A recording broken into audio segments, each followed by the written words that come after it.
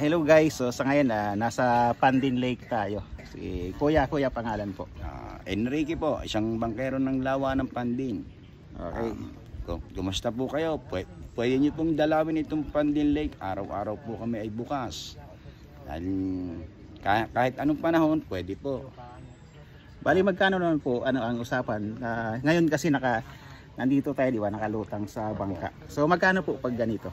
Pag po yung ganitong simula po sa 4 na tao, 550 per person na po yun. Kasama na po yung pagkain at yung 2 oras dito sa lake para makapag-enjoy, makapag-swimming at pwede rin mag-fishing. At naandito din yung swing para makapagpa-swing. Sa kabila po pwedeng yung Tarzan swing. Doon sa kabila. Doon po sa bandaron, meron ng Tarzan swing sa kabila. Iba po pag more than 5, magkano po ang bayad naman doon? Ako nga po pala si Terso, isang bangkero sa Lawa ng Pandin. Doon po sa simula po ng dalwahan, ang dalawa po diyan ay 1.5. Pag dalawa lang. Apo, is kasama na po ang inihaw na tilapia, ensaladang pako, ginataang hipon. Yeah, masarap mga may saging na hinog na dessert, may tubig, may kanin. So sulit na yun sa 1.5. Sulit po sa 1.5 sa 2 hours po yon. Ngayon po, doon po sa tatluhan, bali po 1.8 ang tatlo po. Pag tatlong guest, tatlong tao. 1.8 po, bali doon po sa package, kagaya na po rin nung nasabi ko kanina sa 2 tao. At doon po naman pag-apat, doon po magsisimula ang 550 per head pataas. Per head na ang bayad. Per head Kung kasama po ang pagkain. 550 per head. Package po yun. Sa 550 per head, 4 person pataas. Pero tulad po sa kanila na walang pagkain, per head yata binayaran Bali nila. po sa ganitong boat ride lang po. 300 naman po yun. Per head.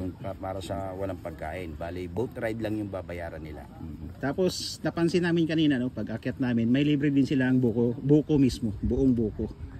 Buko at saka tubig. Ano Yun po, yung yung package. pong buko, Oo nga pala. yung pong buko, additional po ng 30 pesos po Per ang isa. piece, per Pero piece. po yung bottled water, ayun po ay kasama na po sa binayaran nyo po sa pagkain sa bansa. Okay. May shout out po kayo.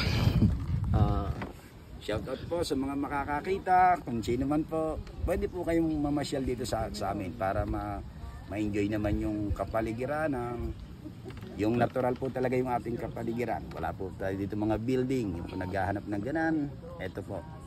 Nature na nature po, at least nature makapag-unwind tayo, makapag-relax Tsaka po refreshing. ang tubig po namin dito ay bukal sa ilalim ng gagaling. At saka meron po kaming bukal doon na pwede kong maligo, pwede po doon magbanlaw sa bukal. Pakita mo. So kukuha si Kuya, titingnan natin kasi kung titingnan natin malalim kasi.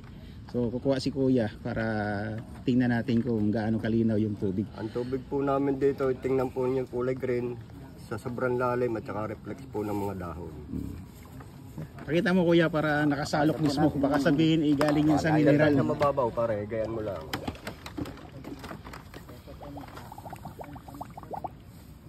Ito po siya. Linaw, may tubig ba? Parang wala sa sobrang linaw. Pare, gayan mo sa iyo Okay. yung kamay mo sa dulo. Huwag mo isama ang daliri.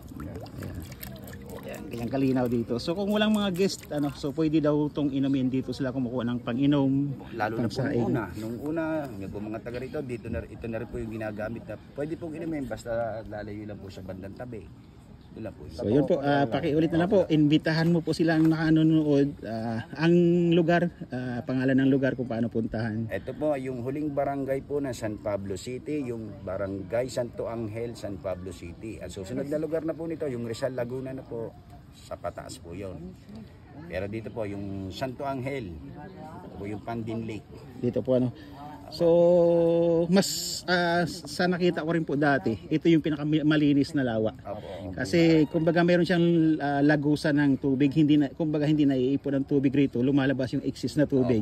Tapos ayun nga sa kanila, may bukal naman to kaya dire-diretso ang tubig. So, ayun po so punta po kayo rito sa Pandin Lake para makapag-unwind, makapag-relax. Pwede rin pong mag-swimming basta sundin lang natin ang guidelines na gagamit ng life jacket.